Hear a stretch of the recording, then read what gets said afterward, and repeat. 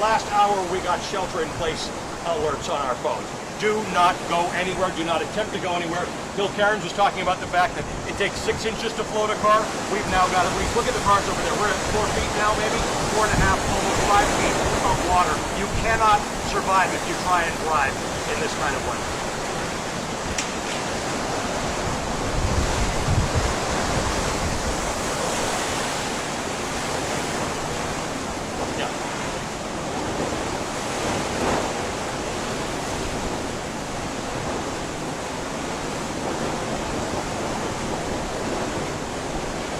That's right.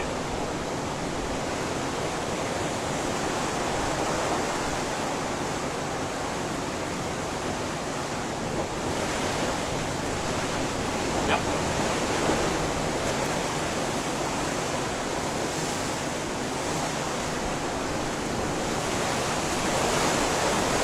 It definitely feels different. I will say credit to the Navy and the Army and the National Guard. They fly those Black Hawks in conditions that you and I could never imagine. They really go into the heart of it when everybody else, every other, look at that, there's a little dinghy here that's come out. So we're even seeing the boats getting out. But yes, at this point, we are now in a situation where nobody's moving, nobody's doing anything. There are urban search and rescue teams. As I drove in here, one thing you'll know, Chris, as you drive to a hurricane, you always see these convoys on the highway of these cherry pickers, of these linemen trucks, ready in place to deal with trees and electrical lines, but everything is shut down for now. No, there's nobody out there. And one of the problems we're going to have in Naples and points north of here is when this all settles down and the water starts to recede, which might be sometime late tonight, there are going to be cars in the middle of the street.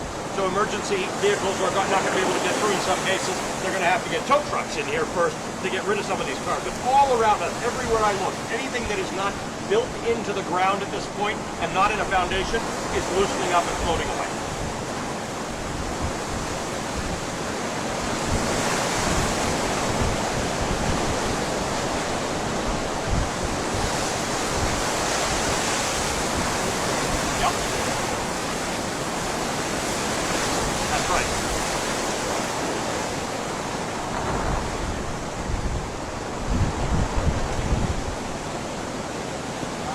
Yep.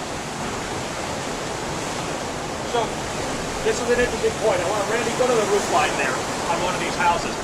This is Naples, and it's a very, it's an upscale area, so the construction here is very high quality.